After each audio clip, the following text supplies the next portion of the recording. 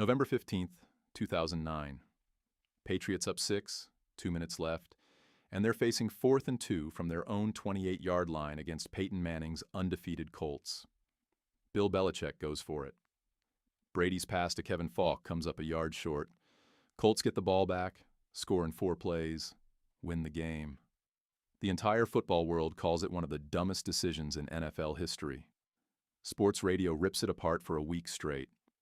Except the win probability math says Belichick was right. Going for it gave the Patriots a better chance to win than punting did. Before the play even happened, he didn't make a bad decision. He made the correct decision, and it just didn't work out. Those are two completely different things, and mixing them up is exactly the mistake this entire video is about. Here's the thing about 4th down. It's one of the most heavily analyzed decisions in all of sports, and it's also one of the most misunderstood by fans, by media, and for a long time, by the coaches themselves. There's real research behind this, going back 2 decades, that consistently finds NFL coaches make the mathematically wrong call on 4th down far more often than you'd expect. But the story isn't coaches are dumb or just always go for it. It's stranger and more interesting than that. It's a story about how the calls you actually see get cherry-picked for drama, how coaches are optimizing for something other than pure win probability, and how even the analytics community has had to admit its own models oversimplify a genuinely hard problem. Let's go back to that Colts game, because it's the moment that actually changed how the league thinks about 4th down. At the time, the near-universal reaction was that Belichick panicked, but independent analysts ran the numbers within days, using play-by-play win probability models built from thousands of historical NFL drives, and the range they came back with was consistent. Going for it gave New England somewhere around a 77 to 79% chance to win the game. Punting gave them somewhere around 70 to 76%. The logic: a 4th and 2 conversion succeeds around 60% of the time league-wide. If the Patriots convert, the game is basically over. They run out the clock. If they fail, Indianapolis gets the ball back in incredible field position, but they still have to drive and score, which isn't automatic. Compare that to punting. The Colts get pinned deeper, but Peyton Manning was averaging over 360 yards a game that season, and a deep punt only costs him a little time and space, not the ball. Punting felt safer.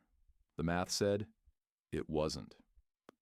Belichick got called reckless for making the statistically correct call, purely because it failed on that particular night. That gap between good decision and good outcome is the whole subject of this video. This wasn't a one-off internet argument.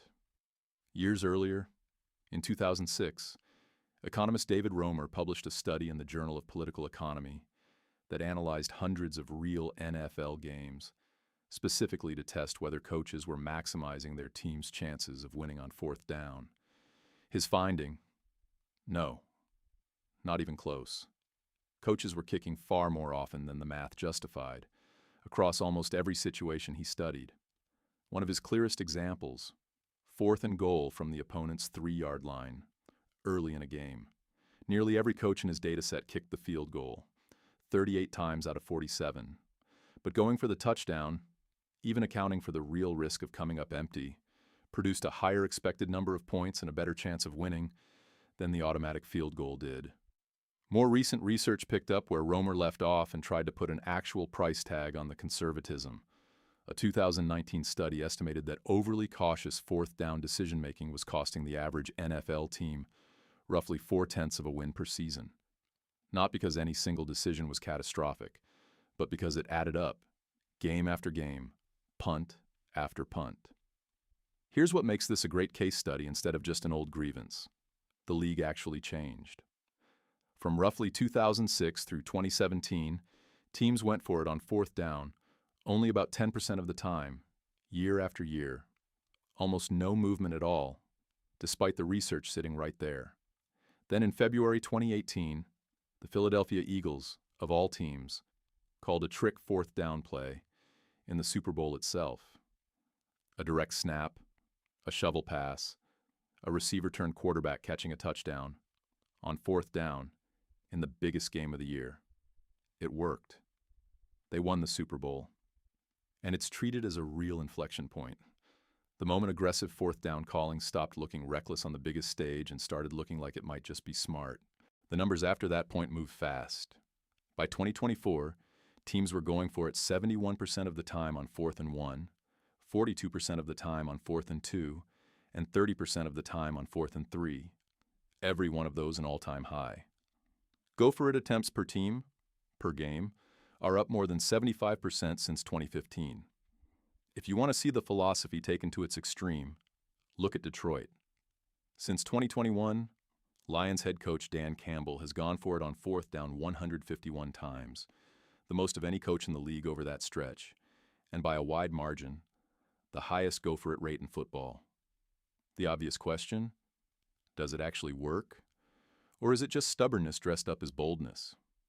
Campbell's teams have converted better than half their 4th down tries in every one of those seasons, peaking at 67% in 2024, comfortably above the roughly 60% baseline that made Belichick's call defensible in the first place.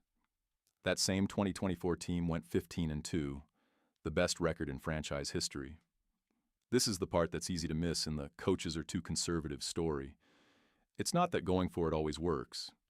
It's that betting on the better odds, repeatedly, over enough tries, wins you more games than always taking the safer-looking option. Exactly the kind of long-run math that got Belichick pilloried for one bad night in 2009. Here's the part most hot takes skip entirely. Go watch any broadcast and you'll notice the analytics graphic, the go for it recommendation, pop up constantly, almost every time there's a 4th down at all. It creates the impression that the models are radical, that they want teams gambling on every single play. They don't. Broadcasts overwhelmingly show you the close borderline calls, because those are the interesting ones. Nobody puts a graphic on screen for 4th and 10 from your own 20-yard line, because every model, and every human being, agrees you punt there. That's not a controversial recommendation, so it never makes air. You're only ever shown the coin flip decisions, which makes the models look far more aggressive, as a whole, than they actually are. And there's a second, more honest caveat. Researchers who built these models have since pointed out that the simplest versions only account for field position and yards to go, not score, not time remaining, not weather, not who's hurt. More recent academic work has explicitly warned that the uncertainty in these win probability estimates is bigger than the tidy percentages suggest, and that coaches actually do converge toward the analytics recommended aggression in the situations where it matters most.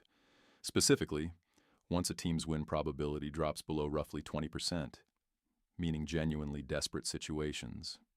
In the calmer, everyday 4th downs, coaches remain measurably more cautious than the models recommend, and reasonable statisticians disagree about exactly how much that gap should close. So here's what's actually going on, underneath the sports talk version of this story. It was never really coaches are irrational. It's that a coach who punts conservatively and loses quietly never gets blamed for it, while a coach who goes for it boldly and fails gets a week of talk radio outrage, even when the decision was the better bet in the moment.